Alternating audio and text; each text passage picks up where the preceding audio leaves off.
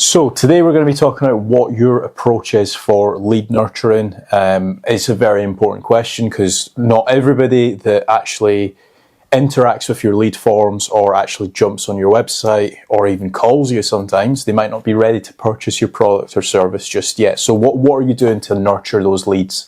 So lead nurturing is very important for lead generation companies, but also for customers that are taking the leads on as well for nurturing them.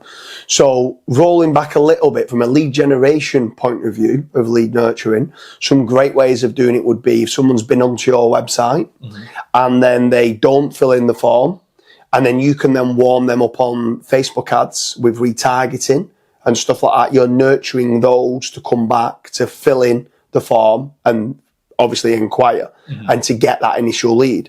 Another one could be starting off with regards to informational articles.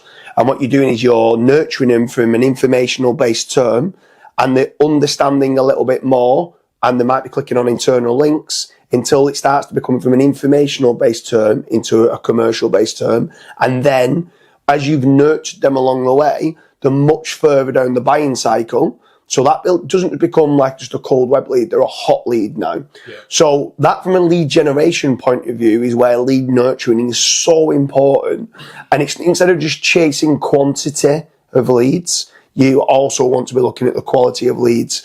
But then obviously when customers have got the inquiry, then they need to be trying to nurture them with, could be email funnels or sales funnels. So do you want to expand on that a little bit when someone's got the lead, about lead nurturing them? So just before we go on to that, a couple actionable tips. If you've got a website, you can definitely add like a newsletter. Like for example, I've got a newsletter on my website where I'm sending out SEO tips, right? So if anybody subscribes to that, they get SEO tips, they get to know me a little bit more, and then maybe in 6 months' time, they might hire me for consultancy. So that's one strategy you can go down. Another strategy you can go down is having like a well-optimized thank you page. So again, I'll use my example. When somebody submits a lead form on my website, they get sent to a thank you page, and that thank you page then also has like 4 or 5 case studies. So then they really want to work with me.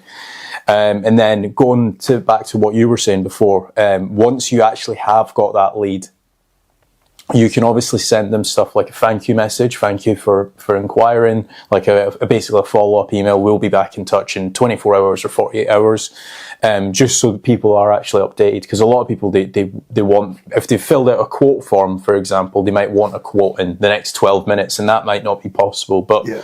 Although if you're actually prompting them saying like, hey, we're going to be in touch, don't worry, we're a little bit busy, we'll be back in 24 hours, that's fine.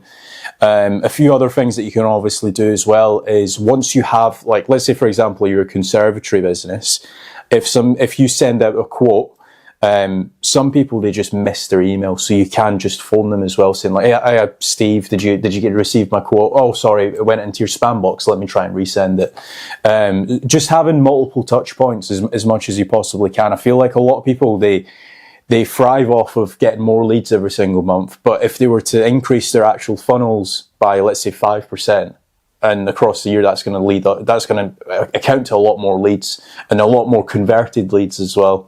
Yeah, for sure. I mean, you touched on their touch points, and I think that's what a lot of it comes down to. In traditional marketing, they used to always say you need to be seen 5 times before someone's willing to inquire with that brand or with that theatre show or whatever it is. That's both online, trying to nurture them from a lead generation standpoint, but then once you've got the inquiry, like you said, even sometimes once they've sent, let's say, a quote through, following that through with other previous jobs, like you said, case studies or testimonials or what they have for similar jobs of what they've done. Yep. Or it could even just be chasing it up 2 weeks after you sent the quote with just a quick phone call from time to time. Some people don't like phone calls. Some people prefer WhatsApp messages or email or whatever the preferred method of communication is. But sometimes chasing it up 2 weeks later, hiya Kaz, are you all right? Did you get the quote? Is everything all right with the quote? Don't try and hard sell. It's just more checking, did you get the quote? Is everything okay with it? Do you want us to change anything? Do you want any more information about what we've allowed for, what we've not allowed for? If you want us to compare like prices against a competitor that you might have, we can show you why there might be a price difference, why we might be cheaper, or why we might be more expensive, because we might not be comparing apples with apples. So you need to make certain that you're looking at both quotes there. You're almost asking for feedback as opposed to hard selling. Yeah, like exactly. if you've sent out a quote template and they've not got back to you, there's probably a reason why. Maybe you're a little bit more expensive because you're further away from the address, let's say, or like what you mentioned, there might be different materials. The competitor's using cheaper materials, you're using more expensive, and then once they tell you like, oh, I've decided to go with XYZ company, you can say, oh, well, actually, do you know that, let's say they're using the cheaper product, we're using the more expensive glue, for example, and then you can then try to win them over and actually convert that lead quote that was a little bit more on the dead side into an actual paying customer. Yeah, for sure. I mean, if you are a business owner that's watching this, if you're looking to hire a lead generation company, definitely start asking the question of what they're doing to nurture the leads. Is it just literally a cold web form? Or have they got blogs? Are they trying to educate them? Are they trying to move down the funnel from informational terms down to commercial terms? Over at flatrank.com, fill in the form there and inquire for our lead generation service. We do a lot of lead nurturing, but we are on a commission based only. So we will be asking you what you're doing to nurture the leads once you've got them, because we need to make certain that you're good at actually converting the leads as well. So lead nurturing is both really important from you as being the customer taking the leads, and from the lead generation company to make certain they're generating the right type and quality of lead. So I hope you liked the video about nurturing of leads and lead nurturing. And if you've got any more questions, leave a comment in the comment section.